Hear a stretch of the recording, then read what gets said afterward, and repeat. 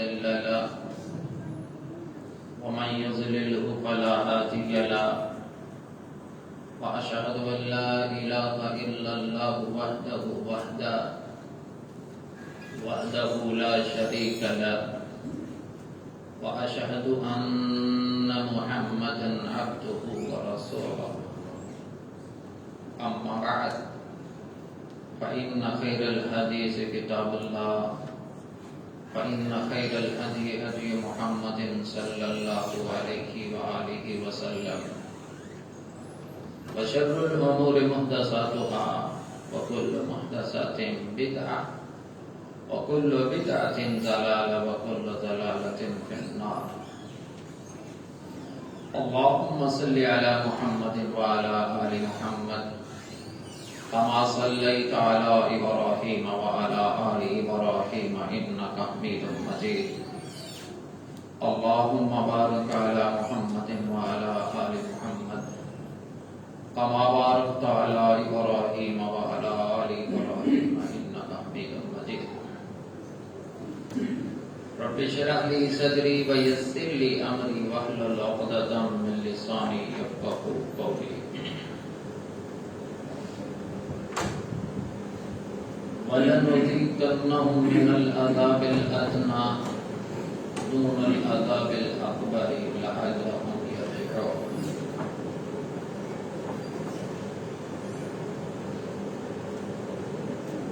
ہم ان کو بڑے بڑے عذاب کے علاوہ چھوٹے چھوٹے عذابوں میں مبتلا کرتے ہیں. لَعَلَّهُمْ يَرْجِعُونَ، شاید کہ یہ لوگ سیدھے راستے کی طرف واپس لوٹ آئیں.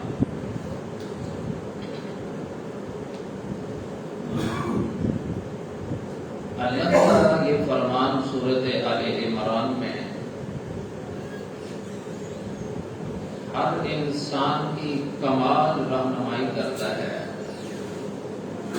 قُلِ اللَّهُمَّ مَالِكَ الْمُلْكِ تُؤْتِي الْمُلْكَ مَن تَشَاءُ وَتَنزِعُ الْمُلْكَ مِمَّن تَشَاءُ وَتُعِزُّ مَن تَشَاءُ وَتُذِلُّ مَن تَشَاءُ بِيَدِكَ الْخَيْرُ إِنَّكَ عَلَىٰ كُلِّ شَيْءٍ قَدِيرٌ. وہ رب جب چاہے جسے چاہے عزتوں سے نواز دے، جسے چاہے ذلتوں کی زندگی میں دھکیل دے، جسے چاہے بادشاہی دے دے، جسے چاہے گدھا بنا دے. وہ جو چاہتا ہے وہی کرتا ہے. اسی لیے کسی کہنے والے نے کیا کمال الفاظ بولے، گدھا کو بادشاہ یا بادشاہ کو گدھا کر دے. میرے مالک تو جب چاہے کسی کو کیا سے کیا کر دے. جسے تو پکڑ لے اس کو چھڑا سکتا نہیں کوئی. اسے پھر کون پکڑے جس کو تو مولا تو رہا کر دے. کبھی کنواں کبھی مٹی، کبھی پھر قید میں یوسف، کبھی ایک مصر کا قیدی مصر کا، کبھی ایک مصر کا قیدی مصر کا بادشاہ کر دے. میرے مالک تو جب چاہے کسی کو کیا سے کیا کر دے. یہ اس کی بادشاہی ہے، یہ اس کا اختیار ہے. وہ جو چاہے جب چاہے جسے چاہے جیسا کر دے. وَاللَّهُ غَالِبٌ عَلَىٰ أَمْرِهِ، وہ جو فیصلہ کرتا ہے اس پہ غالب رہتا ہے. اس کے فیصلے اٹل. اس لیے رسالت مآب علیہ السلام نے فرمایا جب تم کسی مصیبت زدہ کو کسی مصیبت میں دیکھو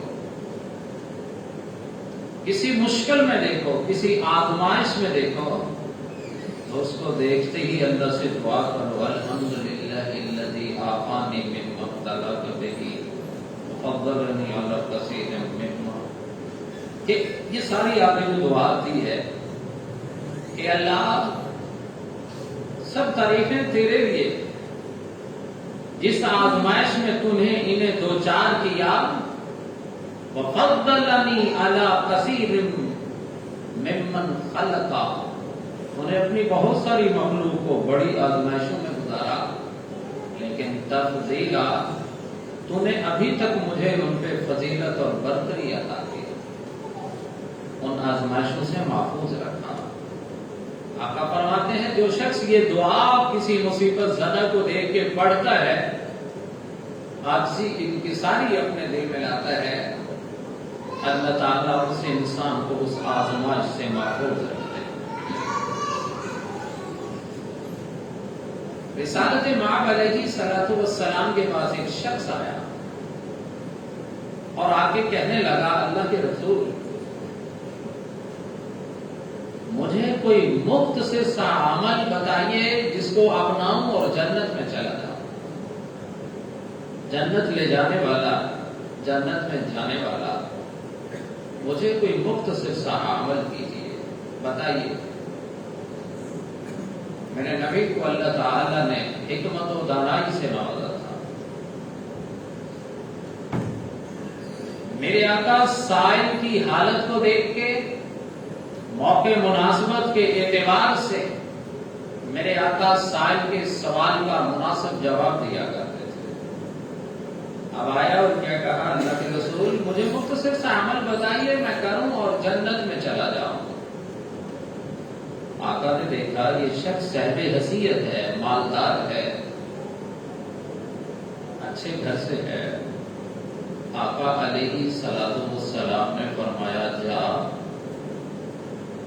کسی غریب محلے کے اندر، غریب بستی کے اندر، غربا کے اندر، فقراء کے اندر،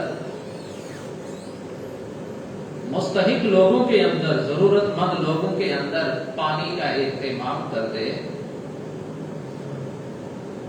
تیرے اس پانی کے عمل سے، تیری اس نیکی سے، تیرے اس رفاع عمل کے کام سے، جب تلک جہاں جہاں وہاں کے اونٹ تقسیم ہوتے رہیں گے، میرا رب تجھے جنت تقسیم کرتا رہے گا۔ اب عمل کیا پوچھا؟ میرے نبی علیہ الصلوۃ والسلام نے ضرورت اور مناسبت اور حالات کی نزاکت کے اعتبار سے آپ نے انہیں جواب کیا دیا۔ پھر اسی طرح میرے آقا علیہ الصلوۃ والسلام خطبہ دے رہے ہیں، دوران خطبہ ایک شخص آتا ہے،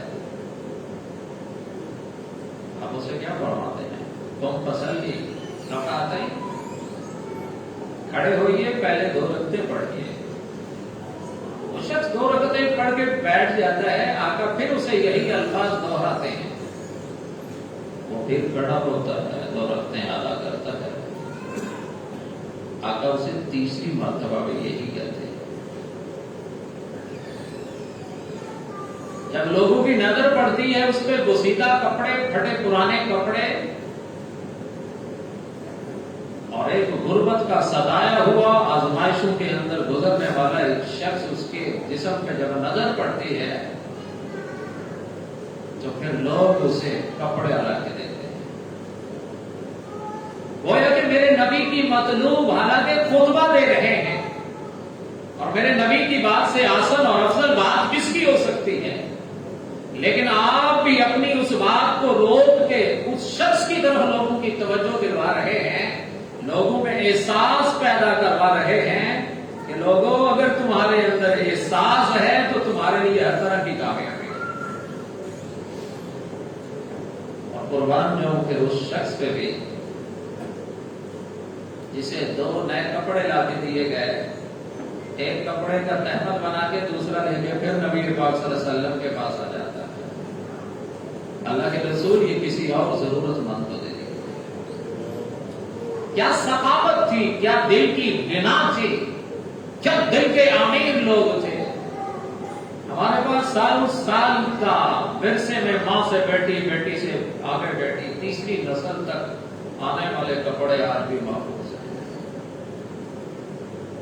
میرے نبی نے کیا خوبصورت توجہ دلوائی، اور پھر میرے نبی پاک صلی اللہ علیہ وآلہ وسلم کا ایک اور فرمان، آقا نے فرمایا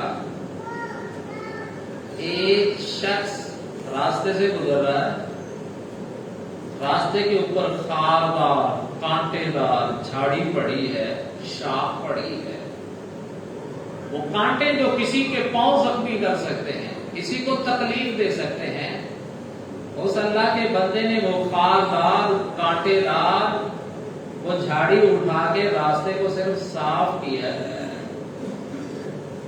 وَشَكَرَ اللَّهُ لَهُ وَغَفَرَ لَهُ، اللہ نے اسے اس چھوٹے سے رفائی کام کی، اس نیکی کی اتنی بڑی قدر کی اس کی، وَغَفَرَ لَهُ، رب تعالیٰ نے اسے تکلیف جو گزرنے والے کسی کے پاؤں نہ زخمی ہو جائے، کوئی معصوم بچہ کسی عورت کے پاؤں پہ نہ لگ جائے، کوئی بوڑھا بزرگ جس کی نظر نہ ہو اس کے پاؤں کو زخمی نہ کرتے ہیں، بندے تو نے میری مخلوق کو تکلیف سے بچایا، جا تجھے جہنم سے صرف آزادی نہیں، جنت تیرا مقدر بنا دی۔ ہم نے آج تک صرف اور صرف عبادات پہ زور دیا، عبادات پہ زور دیا، صف اول کا نمازی ہونے پہ فخر، ایک اچھا عمل ہونا چاہیے، حج پہ حج، عمرے پہ عمرہ، اچھا عمل ہونا چاہیے، لیکن مخلوق خدا کے ساتھ جو ہمارا تعلق میرے نبی بنوا کے گئے آج وہ نظر نہیں آتا۔ کہاں حدیث رسول اور کہاں ایک طوائفہ کا ذکر حدیث میں، کہاں ایک بدکاری کے اڈے پہ بیٹھنے والی طوائفہ فاحشہ عورت، اور کہاں قیامت تک ممبر رسول پہ اس کا ذکر۔ نیکی کیا تھی، عمل کیا تھا کہ چلتے ہوئے پیاس لگی، کنویں کے اندر سے پانی بھرا، پانی پیا، جب کنویں کے کنارے پہ دیکھا کہ ایک کتا ہے، مخلوق کی بدترین مخلوق میں جسے لوگ سمجھتے ہیں، اور ایسی مخلوق جو آپ کے لعاب آپ کے کپڑوں کو لگ جائے، کپڑا نجس، برتن میں ڈال دے چیز نجس، ساری چیز ڈھونڈے لی جائے گی اگر وہ لیکوڈ ہے، جس گھر کی چار دیواری کے اندر ہے رحمت کا فرشتہ موجود نہیں، مگر رب نے یہ نہیں رکھا یہ میری مخلوق کیسی ہے، نہ رب نے اس پیاسی مخلوق اس کتے کو دیکھا اور نہ اس پہ رحم کرنے والی طوائفہ کے گناہ کو دیکھا۔ عمر بھر کی گناہگار، خطا کار،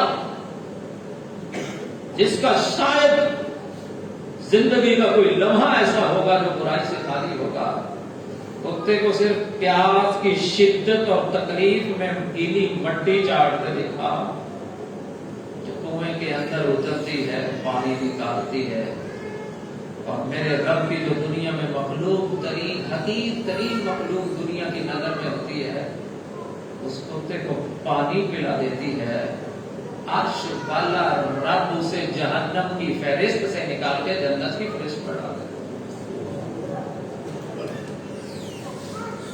اتنا بڑا مقام، اتنی بڑی رفت، اتنا بڑا اعزاز کہ زندگی کے ہمیشہ کے لیے فیصلے بدل گئے، جہنم کی فہرست سے نکل کے جنت کی فہرست میں چلی گئی۔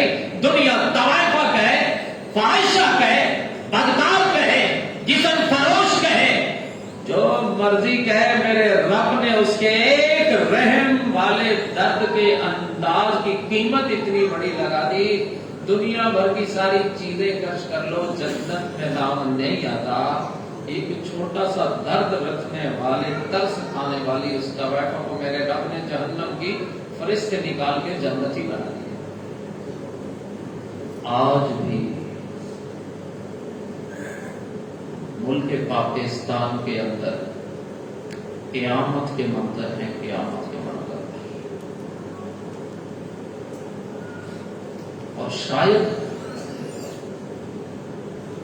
اتنا بڑا نقصان اور اتنی بڑی آزمائش 2005 کے زلزلے میں نہیں تھی جتنی آج 2022 کے اندر سیلاب کے اندر اس پاکستانی قوم کے اوپر، مسلمانوں کے اوپر ایک آزمائش کا وقت گزر رہا، انتہائی نازک وقت کہ ماؤں کے سامنے ان کی اولاد ڈوبتی ہوئی نظر آئی اور مائیں بے بس نظر آئی۔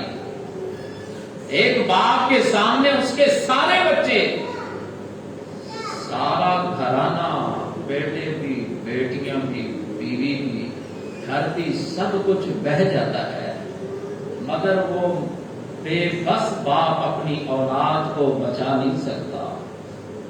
مال مویشی، گھر، ہوٹل، پلازے، بڑے بڑے پہاڑ اور بڑے بڑے پتھر ایسے بہہ کے جا رہے ہیں جیسے توڑی کے چھوٹے چھوٹے تن کے ہوتے ہیں، ایسے بہہ کے پتھر، اتنے بڑے بڑے بھاری پتھر اور نالوں کے اندر ایسے تیزی سے حرکت کر کے جا رہے ہیں جیسے کسان جب گندم کی کٹائی کے بعد اس کا دانہ نکالتا ہے تو وہ ذرات اڑتے ہیں، اس طرح وہ پانی کے اندر جس چیز سے گزر رہے ہیں تہس نہس کر رہے ہیں۔ ہم نے قرآن میں پڑھا تھا میرا رب کبھی بستیوں کو اونچا کر دیتا تھا، آج آنکھوں سے مناظر دیکھیں کہ بڑی بڑی بلڈنگیں جب زمین دوز ہوئی تو اوپر والا حصہ نیچے ہے اور نیچے والا حصہ، بڑے بڑے ارب پتی، بڑے بڑے ہوٹلوں کے مالک، وہ ہوٹل جہاں ٹھہرنا اعزاز کا باعث تھا، میرے رب نے ایسا بہا دیا، ایسا صفحہ ہستی سے مٹا دیا کہ آج اس جگہ پہ تصور تک بھی نہیں۔ جہاں لوگ خوشیاں لینے جایا کرتے تھے، آج لوگ خوف کے مارے اس علاقے میں نہیں جاتے۔ اور جہاں وہ بلوچستان کا علاقہ جہاں صحرا تھا، ریت پانی کا تصور بھی نہیں تھا، وہاں میرے رب نے اتنا پانی اس کے ریلے گزارے کہ طوفان نوح یاد آ گیا جو ہم نے قرآن میں پڑھا، جو سب کچھ بہا کے لے گیا، جس نے نہ جانور چھوڑے، نہ گھر چھوڑے، نہ راست چھوڑی، نہ فصلیں چھوڑی، اور قیامت جیسا منظر کہ ایک بوڑھا باپ ایک ہاتھ کے اندر لاٹھی ہے، پانی ہی پانی ہے، کیچڑ ہی کیچڑ ہے، پانی میں ڈوبے ہوئے مرے ہوئے چھوٹے سے بچے کو اٹھا نہیں سکتا کیونکہ اٹھا کے چل نہیں سکتا، اور اس مرے ہوئے بچے کی میت کی ڈیڈ باڈی، اس کے لاشی کی اس میت کے ہاتھ کے اندر، اپنے مرے ہوئے بچے کے ہاتھ کے اندر ایک رسی باندھ کے، ایک ہاتھ میں کھونڈی ہے، وہ لکڑی ہے سہارے کے لیے، اور دوسرے ہاتھ میں وہ مرا ہوا بچہ، وہ فوت شدہ بچہ، وہ دل کا ٹکڑا، اس کو رسی کے ساتھ کھینچ کے باہر لا رہا ہے، اس کو اٹھا بھی نہیں سکتا، کوئی اٹھانے والا بھی نہیں مل رہا، کوئی غسل دلوانے والا بھی نہیں ہے، کوئی دفنانے والا بھی نہیں ہے، اور جو مر گئے ان کے لیے زمین تو ہے مگر زمین پہ قبرستان نہیں ہے۔ میرے رب نے زندہ تو زندہ جو دنیا چھوڑ گئے ان قبرستانوں کو بھی میرے رب نے صفحہ ہستی سے ایسا مٹا دیا۔ آج لوگوں کے لاشیں موجود ہیں، میتیں موجود ہیں، مگر ان میتوں کے دفنانے کے لیے سوکھی اور خشک جگہ اور قبرستان موجود نہیں۔ کہ کتنا بڑا منظر، کتنی بڑی آزمائش کی کیفیت آج ہم اپنی آنکھوں سے دیکھ رہے ہیں۔ یہ اسی ہفتے کے کل پرسوں کی بات ہے کہ میں فیصل آباد کے اندر ایک صاحب جو ایک راشن تیار کر رہے تھے، گاڑی تیار کر کے لے کے جا رہے تھے کہ ہم سیلاب زدگان کی مدد کے لیے راشن تیار کر رہے ہیں۔ میں نے پوچھا کیا کیا لے کے جا رہے ہو؟ کہنے لگے بستر ہیں، سامان ہے، جوتے ہیں، برتن ہیں، اور بھی بہت سارے نام لیے، معصوم بچوں کے لیے، جانوروں کے لیے چارہ بھی ہے، اور اس میں فہرست کے اندر ایک نام اور بھی تھا جو شاید میرے تیرے دل کو ٹہلا اور ہلا کے رکھ دے. کہنے لگے ہم کچھ کفن بھی ساتھ لے کے جا رہے ہیں. ارے یہ کفن کیا کرنے ہیں؟ سلاد زندگان کو کھانے کے لیے چاہیے، جانوروں کو چارہ چاہیے، معصوم بچوں کو صاف پانی چاہیے، کفن کیا کرو گے؟ کہنے لگے جو پانی نیچے جا رہا ہے، جگہ جگہ پہ میتیں پڑی نظر آ رہی ہیں، ان میتوں کو دفنانے کے لیے، جسم چھپانے کے لیے کفن نہیں ہے. یہ منظر آج تیرے اور میرے ملک کے اندر ہے، اور یہ سب کچھ آج ہم اپنی آنکھوں سے دیکھ رہے ہیں. وہ جو رات تک کروڑ پتی ارب پتی تھے، خدا کی قسم جب صبح ہوتی ہے، اگلا دن آتا ہے، اگلی رات آتی ہے، تن پہ پہنے ہوئے کپڑے کے علاوہ نہ گھر، نہ بار، نہ بچے، نہ بیوی، نہ اولاد، نہ کنبہ، نہ قبیلہ، تن تنہا ایسے ایسے لوگ بھی موجود، سارا خاندان بھی مٹ گیا، سارے گھر بھی پانی میں بہ گئے، سارے بچے بھی چلے گئے، نہ جیب میں پیسہ، نہ جیب میں شناخت، ایون کے بعد لوگوں کے شناختی کارڈ تک بھی نہیں ہے، نام کی پہچان بھی نہیں ہے، اور ایک لباس جس کو پہنا ہوا ہے اسی کے اندر، اور وہ کل تک دینے والا تھا، آج آسمان کی طرف نظریں اٹھا کے دیکھ رہا ہے کہ کوئی زکات اور صدقات کے فنڈ سے لے کے آئے اور ہم بھی ہاتھ بڑھا کے اس سے لے سکے. وہ ایک معصوم بچی جو رو رہی ہے، بلک رہی ہے، ایک صاحب پوچھتے ہیں بیٹا کیا چاہیے؟ روتے ہوئے بل بلا کے کہتی ہے روٹی چاہیے، روٹی چاہیے. نسل چھپانے کے لیے چھت، نہ روتی بچی کی ممتا کا احساس کرنے والی ماں، نہ خاندان. جو بچ گیا وہ تو بڑی آزمائش ہے. جس شخص کے سامنے اس کے بچے بھی ڈوب گئے، گھر بھی ڈوب گیا، مال مویشی بھی بہ گیا، آپ کیا سمجھتے وہ زندہ رہ بھی لے تو وہ جی لے گا، وہ کما لے گا، وہ اپنے آپ کو مضبوط کھڑا کر لے گا؟ جس نے قیامت صغریٰ دنیا میں دیکھ لی کہ باپ اپنی بچی کو بچانے کے لیے بڑی کوشش کرتا ہے، پانی کا ریلا سیلابہ بہا کے لے جاتا ہے. 1 لاکھ سے زائد افراد، 8 لاکھ سے زیادہ مویشی اور 10 لاکھ سے زیادہ مکان میرے رب نے پانی میں ایسے بہا دیے، وجود ہی نہیں بن رہا. سب کچھ ڈر گیا، سب کچھ ختم ہو گیا. اور پھر اس کی عکاسی ایک شخص نے کیا کمال کر دی. کہنے والا اتنا خوبصورت اس منظر کو پیش کرتا ہے، مال مویشی ڈنگر رڑ گئے، مال مویشی ڈنگر رڑ گئے، کھرلی کھونڈے چھپڑ رڑ گئے، ٹوٹ گئے کاواں چڑیاں دے کر، تالی بیری ککر رڑ گئے، پنڈ دی بڑی مسجد ٹہ گئی، دریاں پارے ممبر رڑ گئے. مسجد بھی بہ گئی، دریا اس کی دریا بھی بہ گئی، ممبر بھی بہ گئے، مساجد بھی ختم ہو گئی، پارے بھی بکھر گئے. اور تیرانی دے ویاہ لئی سامبے، بالن بکسے بستر رڑ گئے. جو ماں نے پوری زندگی کی جمع پونجی تجوری بیٹی کے جہیز کے طور پہ تیار کیا تھا، وہ سب بھی ختم ہو گیا. کی دساں نقصان دی قیمت، کی دساں نقصان دی قیمت، ہیریاں ورگے پتر رڑ گئے.